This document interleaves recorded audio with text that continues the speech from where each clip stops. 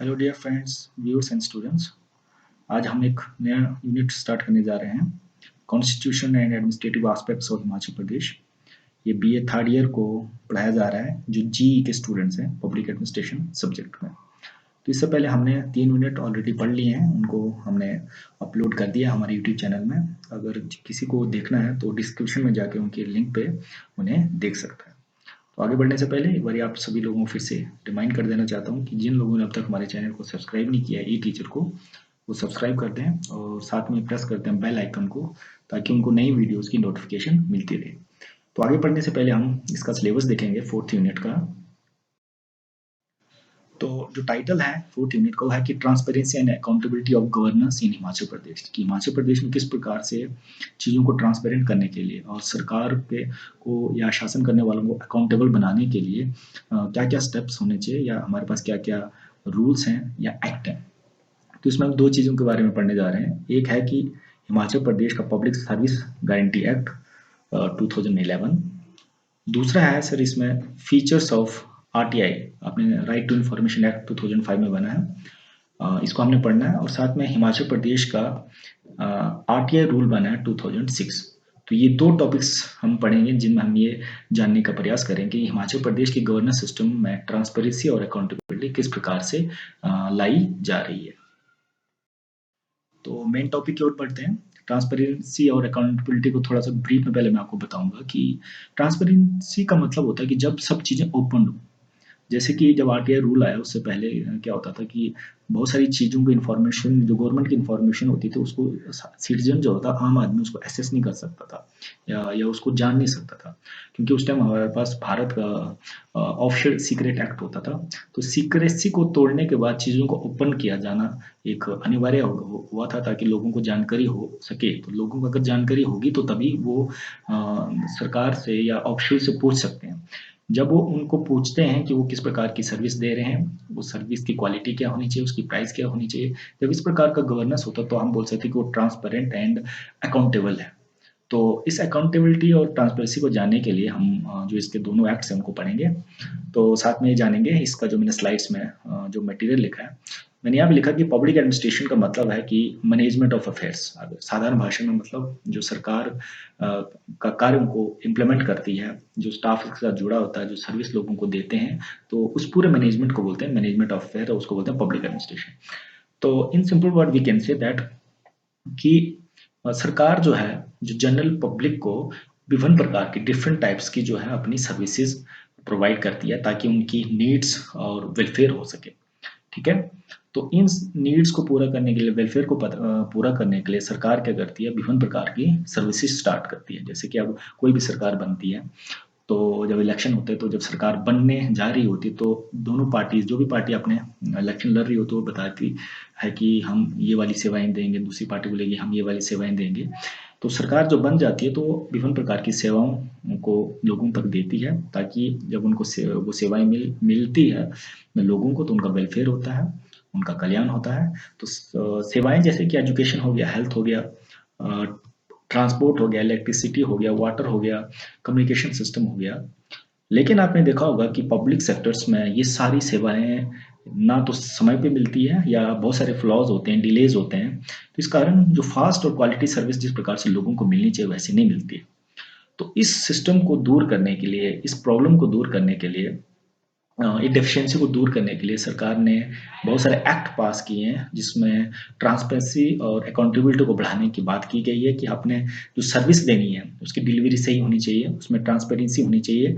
और ट्रांसपेरेंसी का जैसे यहाँ पे मैंने स्लाइड में लिखा कि ओपननेस ऑफ द इंफॉर्मेशन, जब आप इंफॉर्मेशन को ओपन कर देते हो और लेस सेक्रेसी रखते हो, तो ऐसी सिस्टम हम बोल सकते हैं ट्रांसपेरेंसी। जैसे आज के टाइम में देखा कि डिजिटलाइजेशन या ई गवर्नेंस के हेल्प से सारी इन्फॉर्मेशन आप वेबसाइट पे अवेलेबल होती है। आप कोई भी जानकारी किसी भी विभाग के बारे में जानना चाहते हो तो उसकी इन्फॉर्मेशन अभी अनिवार्य हो गया कि उन्होंने अपनी वेबसाइट पे डालना है। तो कहने का अर्थ है कि ट्रांसपेरेंसी जो बढ़ चुकी है।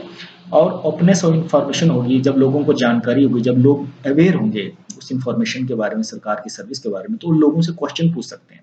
जब उन लोगों से जब उन लोग पब्लिक सेक्टर से या ऑफिशियल से क्वेश्चन पूछते हैं, तो इस प्रकार से हम बोल सकते हैं कि वहाँ पे अकाउंटेबिलिटी है। अब यहाँ पे बोल सकते हैं कि जो सरकार है या गवर्नेंस सिस्टम है या पब्लिक ऑफिशियल है, वो अकाउंटेबल जवाबदेही हो गया है सिटीजन के लिए। अब इस ट्रांसपेरेंसी और अकाउंटेबिलिटी को बढ़ाने के लिए हिमाचल प्रदेश ने भी कुछ स्टेप उठाए हैं सेंटर को रूल को फॉलो करते हुए। तो हिमाचल प्रदेश ने सबसे महत्वपूर्ण जो एक्ट पास किया वो है पब्लिक सर्विस गारंटी एक्ट, ठीक है। और साथ में इंफॉर्मेशन को ओपन करने के लिए एक राइट टू इंफॉर्मेशन रूल भी क्रिएट किया गया, जो कि पैटर्न जो है राइट टू इंफॉर्मेशन एक्ट 2005 का नेशनल एक्ट है उसको फॉलो करता है, जिसमें यही बात की गई है कि किस प्रकार से ट्रांसपेरेंसी और अकाउंटेबिलिटी को हिमाचल में अपने तरीके से बढ़ाया जाए। तो अब हम बात करते हैं पब्लिक हिमाचल प्रदेश में पब्लिक सर्विस गारंटी एक्ट के बारे में। तो पब्लिक सर्विस गारंटी जो एक्ट है उसमें जो एसेंट है, जो गवर्नर की साइन है, वो कब हुए, वो 21 सितंबर 2011 को। और ये एक्ट जो पास किया गया, इसमें पास करने का पारित करने का मेन टारगेट या एम बोलेंगे कि citizen centric fast delivery service हो। मतलब सिटीजन को या नागरिकों को देखते हुए, उनके सुविधाओं को देखते हुए उस प्रकार की सर्विस हो जिसमें तेजी हो। तो इस प्रकार के सिस्टम को, इस प्रकार के एक्ट को पब्लिक सर्विस गारंटी एक्ट साधारण भाषा में बोल सकते हैं। और इस एक्ट में क्या किया गया, इसमें यह बताया गया कि जो कोई भी ऑफिशियल होगा, कोई भी डिपार्टमेंट होगा, उसको एक टाइम बाउंड लिमिट के अनुसार जो है अपनी सर्विस देनी होगी। और इन हिमाचल प्रदेश करंटली देयर आर 23 डिपार्टमेंट्स। अब एक बात यहाँ ध्यान देंगे यहाँ पे कि डिपार्टमेंट बहुत सारे होते हैं, इवन पब्लिक प्राइवेट भी होते हैं, तो पार्टनरशिप में चलते हैं। पब्लिक के अंदर भी बहुत सारे ऐसे डिपार्टमेंट्स हैं, बहुत सर्विस देते हैं, लेकिन हर एक डिपार्टमेंट को पब्लिक सर्विस गारंटी एक्ट के अंदर नहीं लाया गया। इसमें से कुछ ही डिपार्टमेंट्स को लाया गया है उनकी इंपॉर्टेंस के हिसाब से या बहुत सारे डायमेंशन को देख के। तो मैंने यहाँ बताया कि वो डिपार्टमेंट जो पब्लिक सर्विस गारंटी एक्ट के अंदर आता है, तो उसको ये बताना होगा कि हम जो भी सर्विस दे रहे हो कितने लिमिट के अंदर, कितने टाइम फ्रेम के अंदर और किस क्वालिटी के हिसाब से या किस प्राइस से देंगे, वो सब कुछ मेंशन होता है। अगर उस गारंटी एक्ट के अंदर अगर आते हैं तो अपनी उस टाइम स्टिपुलेटेड टाइम पीरियड के हिसाब से अपनी सर्विस नहीं देते हैं, तो उस प्रकार उनसे कार्रवाई या पनिशमेंट भी हो सकती है उन्हें। तो अब हम बात करते हैं हिमाचल प्रदेश में लगभग 23 डिपार्टमेंट है या 23 विभाग हैं जहां पर जो है पब्लिक सर्विस गारंटी एक्ट के अंतर्गत आते हैं। और इन 23 डिपार्टमेंट में 119 सर्विसेज हैं जो कि पब्लिक सर्विस गारंटी एक्ट के अंदर आते हैं, ठीक है सर। तो इन 119 सर्विसेज में जो 19 सर्विसेज हैं वो अवेलेबल है थ्रू ऑनलाइन पोर्टल, ठीक है। मतलब ऑनलाइन भी आप इनकी सेवाएं ले सकते हैं। और उसके बाद है जो कि डिस्ट्रिक्ट पोर्टल है। उसके बाद 14 जो है थ्रू लोक प्रमाण प्लेटफॉर्म भी बना हुआ है, उसके थ्रू ले सकते हैं। 5 जो है आपकी सराथी एक सॉफ्टवेयर है फॉर ट्रांसपोर्ट डिपार्टमेंट, तो उसमें उसके अंतर्गत लाई गई है। और 7 जो है थ्रू एमएमपी, इसका नाम है मिशन मोड प्रोजेक्ट। ये एक सेंटर का प्रोजेक्ट है, इसमें कुछ सेंटर लेवल पे भी डिजिटल सर्विस देने के लिए बनाया गया, फिर स्टेट में लाया गया। तो 7 जो है ये सर्विसेज एमएमपी के मोड पे आती है। और कुछ है जो है पावर वेब पोर्टल के थ्रू सर्विसेज को दिया जाता है। तो अब हम आगे बढ़ते हैं कि मेन एम क्या है पीएसजी एक्ट, मतलब पब्लिक सर्विस गारंटी एक्ट का मेन एम क्या है। इसका एम ही है कि स्पीडी पब्लिक सर्विस देनी है हमें, जो सिटीजन है, जो लोग, उनको जल्द से जल्द, या तो बोल सकते हैं कि टाइम, जो उन्होंने एक टाइम बनाया कि इतने टाइम, मिनिमम इतना टाइम लगता है, तो इतने टाइम के अंदर हमें ये सर्विस देनी है। मेन जो एम ये था। और साथ में ये था कि उसके साथ अगर सर्विस तो आप दे रहे हैं लेकिन क्वालिटी भी होनी चाहिए। इसका मतलब ये नहीं कि आप सर्विस दे रहे हैं तो उसमें क्वालिटी नहीं है, उसका प्राइस के हिसाब से उसकी क्वालिटी होनी बहुत जरूरी होती है। तो इस एक्ट ने क्या किया, इस एक्ट बनने से क्या हो कि बहुत सारे जो एडमिनिस्ट्रेटिव डिलेज थे उनको इराडिकेट कर दिया, बहुत सारे फ्लॉज थे उनको इराडिकेट किया। और एक जो क्वालिटी सर्विस जो मिलनी चाहिए लोगों को, उस पर जोर दिया गया। और इस पूरे एक्ट ने जो ट्रांसपेरेंसी है या अकाउंटेबिलिटी है उसको भी जोर दिया गया। तो हम आगे बढ़ेंगे कि अब public service guarantee act Himachal में जो किस किस प्रकार की या कौन कौन से डिपार्टमेंट में हैं जो सर्विसेज दे रहे हैं। तो मैंने यहाँ पे एक पीएसजी के थ्रू जो नोटिफिकेशन निकली है उसमें बताया गया कि कौन कौन से डिपार्टमेंट है। पूरे 23 डिपार्टमेंट की लिस्ट मैंने यहाँ दी है। तो आप इन पूरे लिस्ट डिपार्टमेंट को, जो उनके नाम हैं, इनको आप पढ़ सकते हैं। जैसे कि एनिमल हस्बेंड्री डिपार्टमेंट, एग्रीकल्चर है, होम डिपार्टमेंट है, होम डिपार्टमेंट है, उसके बाद इरिगेशन है, पब्लिक हेल्थ डिपार्टमेंट है। तो ये 23 डिपार्टमेंट है जिनको आप पढ़ेंगे, आपने याद करना है, और आप चाहे तो आप अपने जनरल नॉलेज के साथ साथ आप, अगर आपको लगता है कि मुझे ये सर्विस चाहिए और आपको नहीं मिलती है ये सर्विस, तो आप पब्लिक सर्विस गारंटी एक्ट के थ्रू इन पे कार्रवाई भी कर सकते हैं। तो अब हम थोड़ा टेक्निकल वे में चलते हैं इसके, कि एक्चुअली में एक्ट बोलता क्या है। तो ये एक्ट बोलता है कि पब्लिक सर्विस गारंटी एक्ट जिस विभाग से आप ले रहे हो, या जो विभाग पब्लिक सर्विस गारंटी एक्ट के अंतर्गत आता है, तो वहाँ पे एक ऑफिसर होगा, डेजिग्नेटेड ऑफिसर होगा, जो आपको इंफॉर्मेशन या सर्विस प्रोवाइड करेगा। ठीक है सर। अब इसमें ये भी दिया गया कि कौन है एलिजिबल पर्सन, कि कौन इंसान है जो उन सर्विसेज को ले सकता है। तो उसमें भी एक लिस्ट ऑफ किया गया है कि किस इंसान को सर्विस दी जाएगी। ठीक है।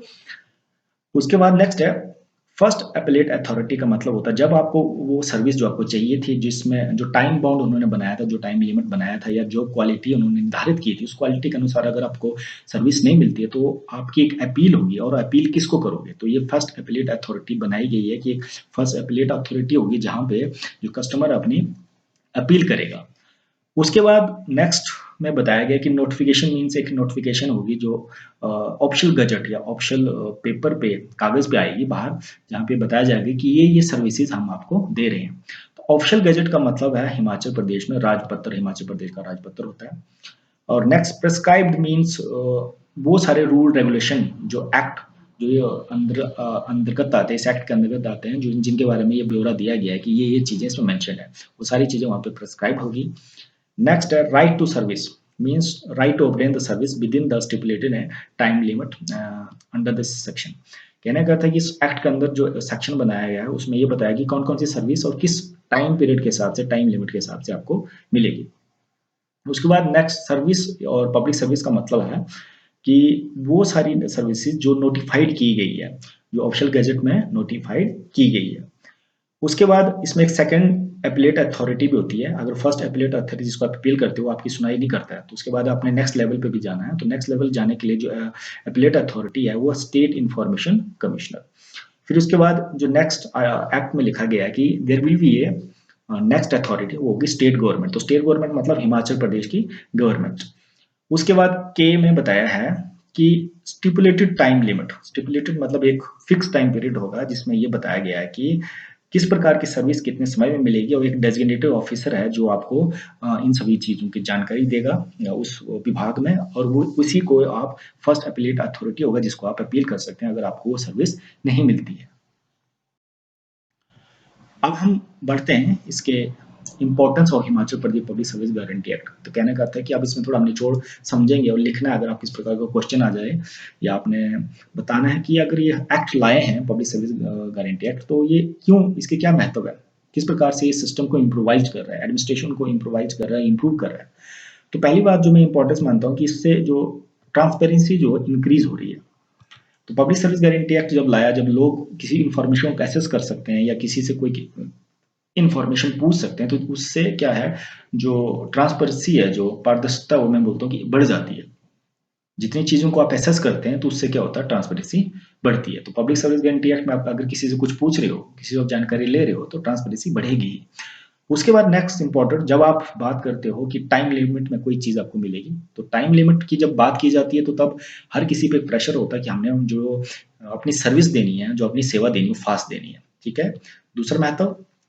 तीसरा, जब एक्ट में ही ये मेंशन किया गया है कि एक क्वालिटी के अनुसार एक गुण होगा, एक स्टैंडर्ड होगा, उस स्टैंडर्ड के हिसाब से वो सर्विस देनी है। अगर आप 5 रुपए की चीज ले रहे हो, 10 रुपए की चीज लोगी, तो उनकी एक क्वालिटी भी मेंशन होगी। तो क्वालिटी वो एक्ट में या उस नोटिफाई होगा, उस क्वालिटी के अनुसार आपको अपनी सर्विस देनी पड़ेगी। नेक्स्ट, जब हम फास्ट डिलीवरी सर्विसेज की बात कर रहे हैं, तो उससे क्या होगा, जो रिमूवल, जो डिले, या जो पहले के टाइम में जो देरी लगती थी किसी सर्विस को देने के लिए, वो रिमूव हो जाएगी।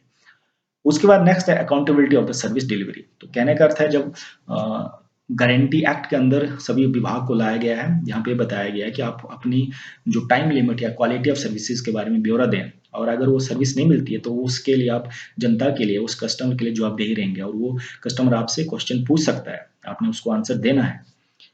नेक्स्ट है कि फास्ट रिड्रेसल ऑफ कंप्लेंट। देखो कंप्लेंट तो होती है, मिस्टेक्स तो होती है, किसी भी डिपार्टमेंट से, किसी भी विभाग से अपनी सर्विस देने में, चाहे वो जानबूझ के हो या गलती से हो। तो ऐसी स्थिति में जब हमने गारंटी एक्ट बनाया हुआ, तो उसमें हमने फास्ट रिड्रेसल किस प्रकार से अगर शिकायत आती है, तो शिकायत को कैसे उसका निवारण करना है, कैसे उसको सॉल्व करना है। नेक्स्ट आ गया लेस करप्शन। तो देखो, करप्शन का कार्य ये था कि जब आप किसी भी विभाग से, जिसके पास अथॉरिटी हो, जिसके पास बहुत सारा पैसा रहता है गवर्नमेंट का, अगर उससे अगर ना ही वहाँ ट्रांसपेरेंसी है, ना ही आप उससे कोई पूछ सकता है, तो ऐसी स्थिति में क्या होता है, जो करप्शन बढ़ता है। लेकिन अब ट्रांसपेरेंसी और अकाउंटेबिलिटी बढ़ने के कारण, इस एक्ट के कारण जो करप्शन है वो लेस हो चुका है। नेक्स्ट है एसेसिबिलिटी और इन्फॉर्मेशन। तो इस एक्ट का महत्वपूर्ण बात यह आती है कि एसेसिबिलिटी, आप जानकारी ले सकते हो। जब गवर्नमेंट ने, जब एक्ट ने आपको अधिकार दिया कि आप किसी इन्फॉर्मेशन को जान सकते हो कि कौन सी सेवा किस प्रकार से मिल रही है, किस क्वालिटी से मिल रही है, किस प्राइस से मिल रही है, जब आप ये पूछ सकते हो, तो उससे जो इन्फॉर्मेशन लेने में आसानी होती है और आपको जो ट्रांसपेरेंसी और अकाउंटेबिलिटी बढ़ती है, और बहुत बड़ा इसका ये महत्व है। उसके बाद टाइम बाउंड सर्विस। तो इस एक्ट में ही बात की गई है कि आपने सर्विस के बारे में टाइम जरूर लिखना है। आपने इसमें बताना है कि आपकी क्या लिमिट, किस लिमिट के अनुसार कितने दिनों के अंदर आप वो सर्विस दोगे। देखो, अगर नेक्स्ट बहुत इंपॉर्टेंट इसका महत्व मैं मानता हूँ कि ये एक अच्छा गुड रिलेशनशिप बनाता है किसके बीच में, सर्विस प्रोवाइडर और सर्विस रिसीवर। ठीक है, सेवा प्रदाता और सेवा लेने वाला। तो देखो, जब आपके पास क्वालिटी ऑफ सर्विस है, आपके पास जब डिले नहीं है सर्विस में, फास्ट रिड्रेसल है कंप्लेंट का, तो प्राइस उसकी कम है, तो क्वालिटी के हिसाब से प्राइस है, तो ऐसी स्थिति में जो सर्विस देने वाला और दोनों के बीच में एक अच्छी मित्रता बनती है, क्लोजनेस बनती है, तो एक बोल सकते हैं गुड रिलेशनशिप बनता है। तो ये सारे इसके महत्व है। तो डियर स्टूडेंट, हम आगे बढ़ते हैं नेक्स्ट टॉपिक की ओर, जिसका नाम है राइट टू इंफॉर्मेशन एक्ट, या सीधे आरटीआई बोलते हैं इसको। तो सबसे पहले इसका मतलब जानेंगे हम कि इसका मीनिंग होता क्या है। तो राइट टू इंफॉर्मेशन का मतलब है, जब कोई व्यक्ति, कॉमन सिटीजन, किसी देश का या किसी राज्य का, वो उसको एक फ्रीडम दी जाती है, राइट दिया जाता है कि वो गवर्नमेंट के किसी भी विभाग की किसी इंफॉर्मेशन को एक्सेस कर सके। तो ऐसे अधिकार को बोलते हैं राइट टू इंफॉर्मेशन। तो अब बात करते हैं राइट टू इन्फॉर्मेशन आरटीआई की इवोल्यूशन या विस्तार कैसे हुआ, शुरुआत कैसे हुई। तो इसकी शुरुआत राजस्थान से हुई थी पहली बार, जब मजदूर किसान शक्ति संगठन और एक जो वहाँ के लैंड ओनर थे, सेनागढ़ जगह का नाम था, 1 मई 1990 को उनके बीच में ये पहली बार ऐसा डिस्प्यूट हुआ था। उस डिस्प्यूट से बात चली थी कि इस प्रकार का एक आरटीआई के जैसा कोई मैकेनिज्म या रूल होना चाहिए, जिससे लोग क्या है वो इन्फॉर्मेशन को ले सके। उसके बाद भारतीय सरकार ने भी, पार्लियामेंट ने भी इस प्रकार के टूल या मैकेनिज्म को पास करने की कोशिश की और फ्रीडम ऑफ इंफॉर्मेशन एक्ट 2002 पास भी किया, लेकिन ये ऑपरेशन में नहीं आ पाया। और उसके बाद क्या हुआ, अब नीड क्यों थी आरटीआई की, हाँ एक्ट की हमें नीड इसलिए थी कि उससे पहले देश के अंदर आरटीआई आने से पहले एक ऑफिशियल सीक्रेट एक्ट था, 1923 बोल सकते हैं कि अंग्रेजों के टाइम का था, जिसमें ये बताया गया था कि कुछ ऑफिशियल की जो इंफॉर्मेशन होती है उसको आम जनता को नहीं दी जा सकती या वो ले नहीं सकता। तो उसको ओपन करने की जरूरत थी, क्योंकि हमें ट्रांसपेरेंसी और अकाउंटेबिलिटी लानी थी देश के अंदर। और अकाउंटेबिलिटी और ट्रांसपेरेंसी ना होने के कारण देश में बहुत सारी प्रॉब्लम्स थी, लोगों को जिस प्रकार की सेवाएं मिलनी चाहिए थी वैसे नहीं मिल पा रही थी। तो आरटीआई लाने के लिए इस एक्ट को हमें एबॉलिश करना था, खत्म करना था। तो अब डायरेक्टली जाते हैं आरटीआई पे। तो राइट टू इंफॉर्मेशन एक्ट 2005 में पास हुआ, और ये बिल पार्लियामेंट में कब हुआ इंट्रोड्यूस या पास कब हुआ, 15 जून, और उसके बाद प्रेसिडेंट की इसमें सिग्नेचर कब लगे, वो लगे 22 जून को। तो फुली ऑपरेशन में कब आया, यह है 12 अक्टूबर 2005 को। अब थोड़ा इसके स्कोप्स या कि क्षेत्र या एक्चुअल में बोल सकते हैं कि आरटीआई करता क्या है या क्या क्या पावर्स इसके अंतर्गत। तो पहला स्कोप यहाँ पे जो मैंने लिखा है कि it is applicable to all the states. तो आरटीआई जो नेशनल लेवल का जो एक्ट बना है ये सभी स्टेट्स के लिए लागू होगा। दूसरा, इस एक्ट के अंतर्गत वो सभी विभाग या सभी डिपार्टमेंट्स आएंगे जो गवर्नमेंट के अंदर हो या सेविंग गवर्नमेंट ऑफिस हो। इसके अलावा आप देख सकते हैं कि यहाँ पे इस लाइन में मैंने लिखा कि एनजीओज भी हैं, प्राइवेट इंस्टीट्यूशन भी है, वो भी आरटीआई की प्रीव्यू में आ सकते हैं, जिनको 90% फंडिंग गवर्नमेंट करती है। तो अब हम इसके उद्देश्य की ओर जाएंगे। तो आरटीआई के बहुत सारे उद्देश्य हैं, बहुत सारे कारण हैं, जिनके वजह एम्स हैं, जिसकी वजह से हमने आरटीआई को लाया अपने देश के अंदर। पहला है कि हमने एम्पावर करना अपने सिटीजन को बाय इंफॉर्मेशन। तो वही एम्पावर हो सकता है, वही ज्ञानी हो सकता है, वही जानकार हो सकता है जिसके पास इंफॉर्मेशन हो। तो इन्फॉर्मेशन देने के लिए हमें सीक्रेसी को खत्म करना पड़ेगा। तो पहला ऑब्जेक्टिव ये था। उसके बाद टू रिड्यूस करप्शन। तो सेक्रेसी होने के कारण बहुत सारे लोगों को जानकारी मिलती नहीं थी कि उनको क्या सेवा ले रहे हैं, उसके कितना मूल्य दे रहे हैं और कैसी वो क्वालिटी मिलनी चाहिए। तो इस सिस्टम को ओपन अप करने के लिए, करप्शन को रिड्यूस करने के लिए हमने आरटीआई लाया। उसके बाद नेक्स्ट है ट्रांसपेरेंसी। ठीक है, सीक्रेसी को खत्म करना है, तो ऑब्जेक्टिव ये था कि ट्रांसपेरेंसी को वर्क में लाना है। उसके बाद नेक्स्ट है to make strong democratic system. तो डेमोक्रेसी का मतलब होता है कि जब जिन लोगों को हम चुन के भेज रहे हैं वो हमारे लिए काम कर रहे हैं, जब वो हमारे लिए काम कर रहे हैं, जिनको हम चुन के भेज रहे हैं, तो वो सिस्टम स्ट्रॉन्ग होना चाहिए, वो रियल होना चाहिए। वो ऐसा नहीं कि जिनको चुन के भेज रहे हैं बाद में उनसे हम कुछ पूछ नहीं सकें, तो उस सिस्टम को रियल डेमोक्रेसी नहीं बोलेंगे। तो हमने रियल स्ट्रॉन्ग डेमोक्रेसी की ओर बढ़ना था इस एक्ट के थ्रू। उसके बाद to make government official accountable to the public. अब अकाउंटेबल या जवाबदेही कैसे होगा? जब आप इंफॉर्मेशन दोगे, जब किसी इंसान को किसी बात को पूछने का अधिकार होगा, वो जानकारी लेने का अधिकार होगा, तभी वो किसी से कोई प्रश्न पूछ सकता है। उसके बाद नेक्स्ट है to make right utilization of public fund. तो पब्लिक फंड का राइट यूटिलाइजेशन कैसे होगा? जब किसी पे चेक एंड कंट्रोल होगा, जब पब्लिक अथॉरिटी पे चेक एंड कंट्रोल होगा, जब इंफॉर्मेशन को ट्रांसपेरेंस किया जाएगा, जब लोग क्वेश्चन पूछ सकेंगे या जब विभाग अकाउंटेबल होगा आम जनता के लिए, तो तभी उस फंडिंग का सही से प्रयोग हो सकेगा। नेक्स्ट इंपॉर्टेंस है इसका sir, to increase development of the country. तो डेवलपमेंट कैसी होगी, विकास कैसा होगा? जब ट्रांसपेरेंसी होगा, पैसे का सही प्रकार से प्रयोग होगा। उसके बाद to decrease inequality of among people. तो इन इक्वालिटी, असमानता कैसे दूर होगी? जब चीजें रैशनल होगी, जब चीजें ओपन होगी, जब सभी को समान अधिकार मिलेंगे। उसके बाद टू प्रोवाइड इक्वल अपॉर्चुनिटी। तो ठीक है, इन इक्वालिटी कैसे दूर होगी? जब चीजें ओपन होगी, ट्रांसपेरेंसी होगी, अकाउंटेबिलिटी होगी, तो सब लोगों को जो ऑप्शंस है उनको अपॉर्चुनिटी सबको बराबर देनी पड़ेगी। तो नेक्स्ट महत्व है इसका to increase problem redressal system. तो प्रॉब्लम को रिड्रेस कैसे करना है, उसको इंक्रीज करने के लिए हमने आरटीआई लाया। लोगों के सुविधा को देने के लिए या कल्याण करने के लिए आरटीआई को लाया, ताकि उनकी जो दुविधाएं हैं, जो मुश्किलें दूर हो सके। अब हम प्रोसेस की ओर बढ़ते हैं कि इंफॉर्मेशन लेने का प्रोसेस क्या है। एक सीकर है जो इंफॉर्मेशन लेने वाला है, वो किस प्रकार से इंफॉर्मेशन ले सकता है, उसके लिए क्या क्या रूल रेगुलेशन है। तो इस एक्ट के अनुसार जो आर्टिकल 6 से 11 तक प्रोविजंस बनाए हैं, जिसमें मेंशन किया है कि किस प्रकार से एक सिटीजन है वो इंफॉर्मेशन को ले सकता है। तो स्टेप बाय चलेंगे। पहले स्टेप में मैंने यहाँ लिखा कि जितने भी पब्लिक ऑफिस हैं जो आरटीआई के अंतर्गत आते हैं, उसके प्रीव्यू में आते हैं, उनको क्या करना पड़ेगा? अपने विभाग में अपॉइंट करना पड़ेगा पब्लिक इंफॉर्मेशन ऑफिसर, जिसको शॉर्ट में बोलेंगे पीआईओ। ठीक है, जिससे जो सिटीजन है वो इंफॉर्मेशन, जिसको अपनी एप्लीकेशन वो देगा। उसके बाद जो इंफॉर्मेशन सीकर होता है, मतलब इंफॉर्मेशन लेने वाला, उसको राइटिंग में एक एप्लीकेशन देनी होगी, एक वो फॉर्म भरना पड़ेगा, जिसमें पीआईओ को लिखना पड़ेगा कि उसको किस प्रकार की इंफॉर्मेशन चाहिए। उसके बाद नेक्स्ट स्टेप है इसमें कि अगर इफ पीआईओ वहां पे नहीं होता, पीआईओ के या नहीं होता, या पीआईओ के पास जो इंफॉर्मेशन सीकर जानना चाहता है उसके पास अगर वो इंफॉर्मेशन नहीं है, तो वो इंफॉर्मेशन जो थर्ड पार्टी के पास है, तो वहां से भी वो ले सकता है, उसको लेनी पड़ेगी, और विद इन 5 डेज में उसको एप्लीकेशन आगे जाके जो रिस्पेक्टिव पर्सन है, जो ऑफिशियल है, उसको सेंड करनी पड़ेगी। ठीक है, बहुत इंपॉर्टेंट पॉइंट है ये। उसके बाद हर पब्लिक ऑर्गेनाइजेशन में जो भी आरटीआई के अंतर्गत आता है, पीआईओ अपॉइंट करने के साथ साथ उसको एक और पर्सन को अपॉइंट करना पड़ेगा, जिसका नाम है असिस्टेंट, जिसकी पोस्ट का नाम है assistant public officer information, assistant public information officer, या इसको शॉर्ट में बोलेंगे एपीआईओ। ठीक है, जिसको एक जो इंफॉर्मेशन सीकर है वो अपनी एप्लीकेशन दे सकता है, और उसके बाद एपीआईओ उस इंफॉर्मेशन को या उस एप्लीकेशन को पीआईओ को भेजता है। अब आगे जो नेक्स्ट प्रोसेस है, जो इंफॉर्मेशन सीकर है उसको मेंशन करना पड़ेगा अपना नाम, एड्रेस, कॉन्टैक्ट नंबर, सभी चीजें देनी पड़ेगी, तभी जो पीआईओ है वो विभाग उसको इंफॉर्मेशन भेज सकता है। लेकिन एक बात यहाँ पे बताई गई है कि ये जरूरी नहीं है कि उसको ये नहीं बताना पड़ेगा कि वो इंफॉर्मेशन पूछ क्यों रहा है, उसका रीजन नहीं देना है।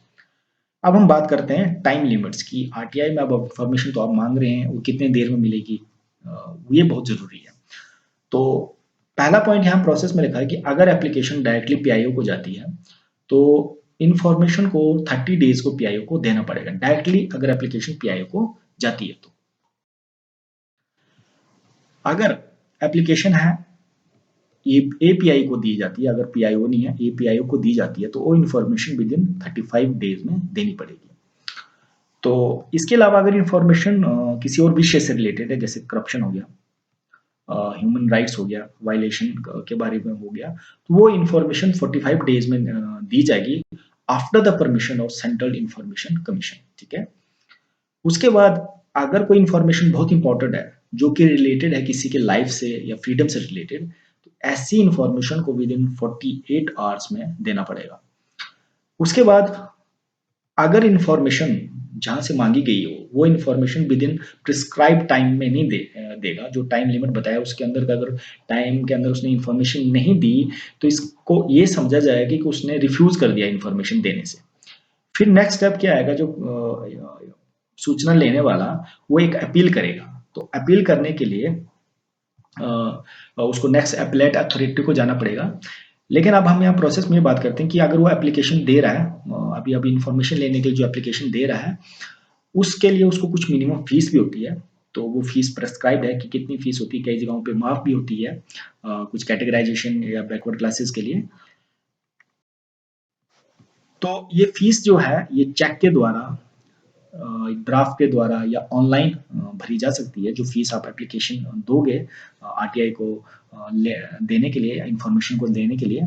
और इसके अलावा अपार्ट फ्रॉम दैट इसके अलावा और भी फीस हो सकती है इस एप्लीकेशन के अलावा। जब इंफॉर्मेशन आपको देने का समय आता है, तो उस टाइम अगर कोई ज़्यादा कागज का कार्रवाई हो जाती है, कागजात हो जाते हैं, कोई सीडी के फॉर्म में अपनी इंफॉर्मेशन, जैसे आपने इंफॉर्मेशन मांगी उस इंफॉर्मेशन को उस प्रकार से देने के लिए थोड़ी और फीस लग सकती है। लेकिन पीआईओ को आपको इंटीमेट करना पड़ेगा कि जो इन्फॉर्मेशन लेने वाले को ये इंटीमेट करना पड़ेगी कि आपको इतना पैसा और देना है।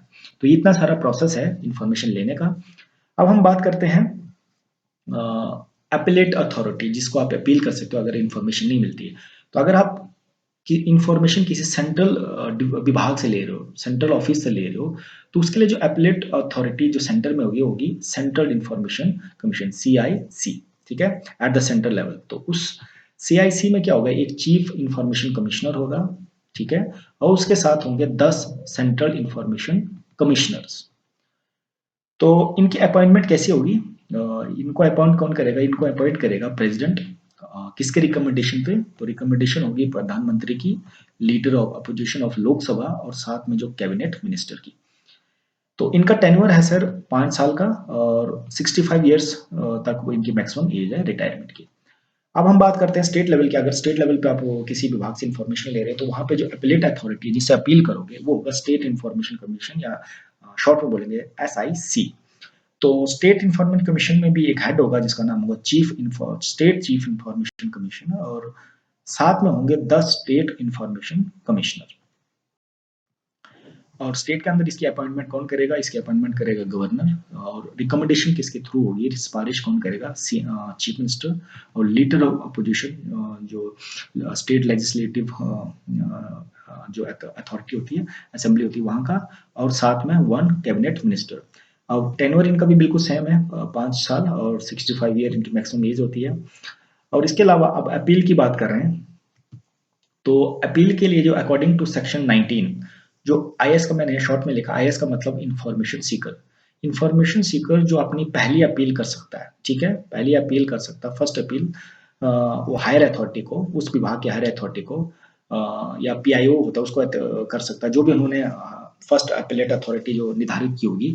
जब इन्फॉर्मेशन नहीं मिलती हो, टाइम खत्म होने के 30 दिनों के अंदर वो अपनी अपील कर सकता है। सपोज करते हैं किसी ने कोई एप्लीकेशन दी और 30 दिन के अंदर उसने जवाब नहीं दिया, और 30 दिन के अंदर अगर जवाब नहीं दिया, तो फिर आप अगले 30 दिनों तक कभी भी उस विभाग से अपील कर सकते हो कि मुझे इस प्रकार की इंफॉर्मेशन थी, लेकिन वो रिफ्यूज कर दिया, उसको ना कर दिया।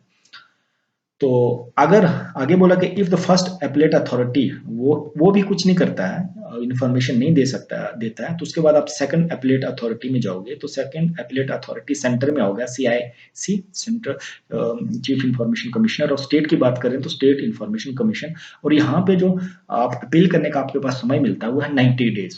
मतलब सेकंड फर्स्ट अपीलेट अथॉरिटी अगर आपको जो निर्धारित टाइम होता है उसके 30 दिनों के अंदर आपको अगर इंफॉर्मेशन नहीं देती है, उसके बाद आप नेक्स्ट के लिए जाओगे और 90 डेज के अंदर उस अपील को कर सकते हो।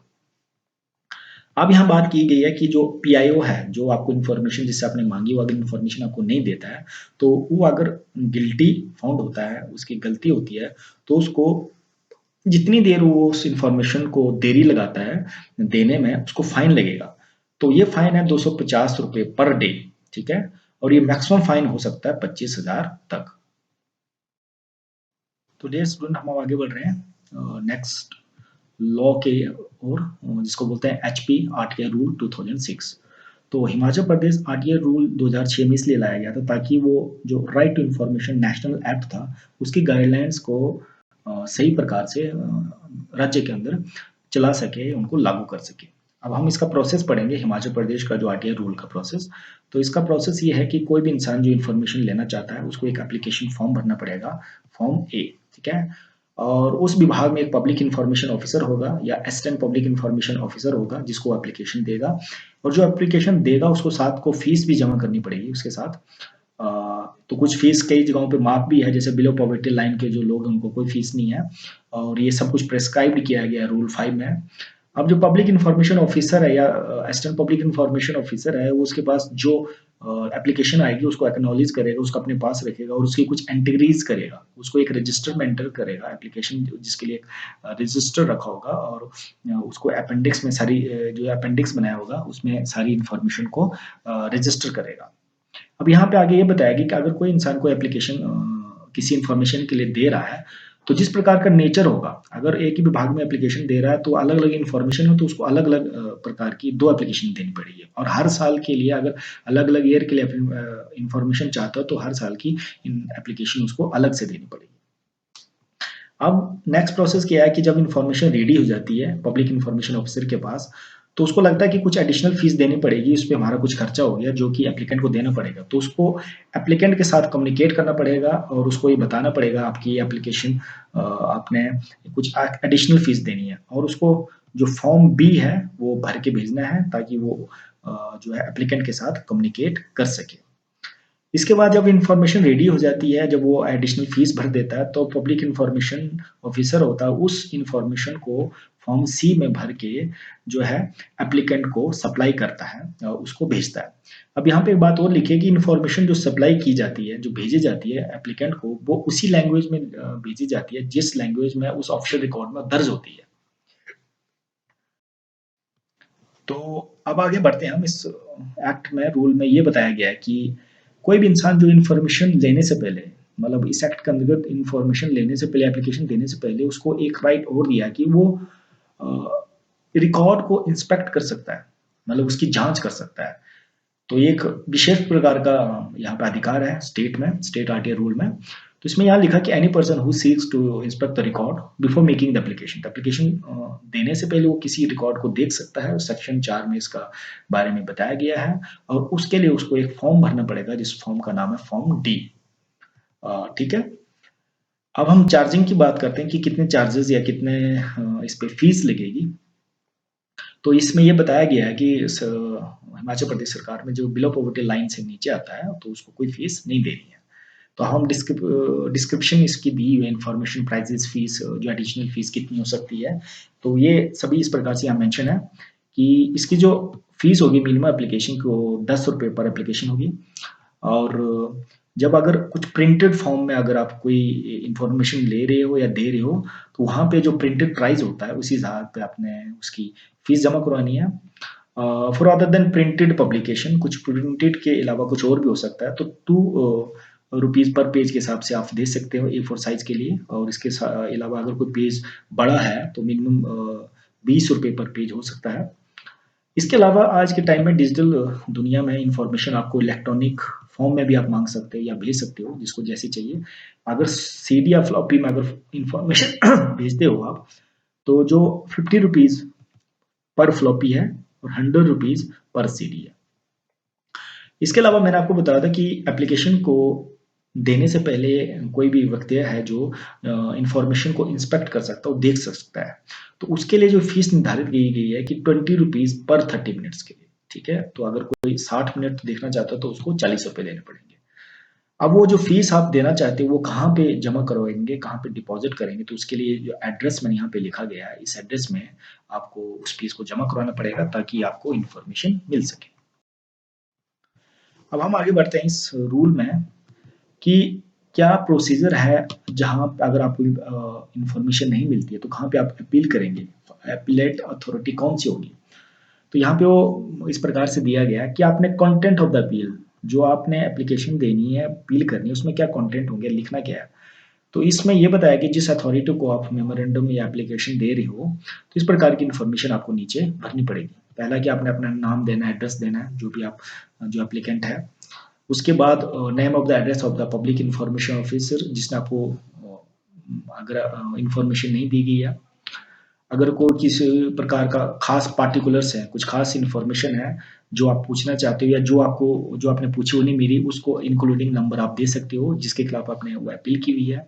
Brief fact leading to the appeal, उस अपील के बारे में एक थोड़ा ब्रीफ कुछ लिख के भी भेज सकते हो आप। उसके बाद if the appeal is preferred against the deemed refusal, आप कुछ उस अपील को किसी पार्टिकुलर व्यक्ति है जिसके खिलाफ आप देना चाहते हो, तो उसके खिलाफ आप बता सकते हो कि किस पब्लिक इंफॉर्मेशन ऑफिसर के खिलाफ हम इस अपील को करने रहे हैं। तो ये कुछ सारी चीज़ें आप मेंशन यहाँ पे कर सकते हो। उसके बाद अगर कई जगह पे आपने कोई राहत या प्रार्थना मांगी है तो उस प्रकार से भी आप वहाँ पे लिख सकते हो। या कोई ग्राउंड है किसी प्रेयर या रिलीफ के लिए जहाँ पे आपको राहत मिलनी चाहिए। फिर वेरिफिकेशन ऑफ द एप्लीकेंट वो होना चाहिए। उसके बाद नेक्स्ट है any information which the commission may deem necessary for deciding the appeal. इसके अलावा फिर जब आपकी अपील हो जाती है तो कोई जो कमीशन है जो अपील जिसको आप कर रहे हो, अगर अलग से कोई इन्फॉर्मेशन वो चाहता है तो वो इन्फॉर्मेशन ले सकता है। तो इसके अलावा जो एप्लीकेंट है उसको सबमिट करनी पड़ेगी 2 कॉपीज, जो आपकी मेमोरेंडम है अपील की, वो 2 कॉपीज उसको सबमिट करनी है। और इसके अलावा है कि every appeal made to the applicant authority commission shall be completed by the following documents. जो भी अपील वो कर रहा है उसके साथ उसने सेल्फ अटेस्टेड कॉपीज लगानी है, ऑर्डर जो है डॉक्यूमेंट जो भी उसको मिला वो उसको लगाना पड़ेगा, ठीक है।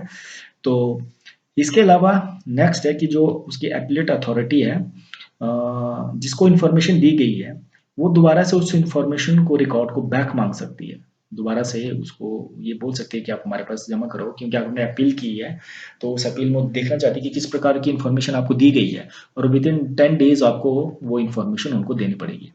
इसके अलावा ऐसा जब वो केस की हेयरिंग होती है तो केस की हेयरिंग के टाइम में दोनों पार्टीज को वहां आना होता है। अगर इसमें से कोई पार्टीज जो है वहां नहीं पहुंचती है तो ऐसी स्थिति में जो अपीलेट अथॉरिटी है, कमीशन है, वो डिसमिस कर सकता है जो अपील करता को। तो ये सारी पावर जो कमीशन है उसके पास रहेगी। तो इसी प्रकार से डे स्टूडेंट्स पूरा यूनिट खत्म हो चुका है। होपफुली कि आप लोगों ने काफ़ी कुछ सीखा होगा इस पूरे यूनिट में कि किस प्रकार से हिमाचल प्रदेश में ट्रांसपेरेंसी और अकाउंटेबिलिटी को बढ़ाने के लिए आरटीआई रूल को चलाया गया है। साथ में हिमाचल प्रदेश का आरटीआई रूल 2006 भी चलाया गया है। और इसके अलावा बहुत सारी सर्विसेज को, डिपार्टमेंट को government public service guarantee act के अंतर्गत लाया गया है।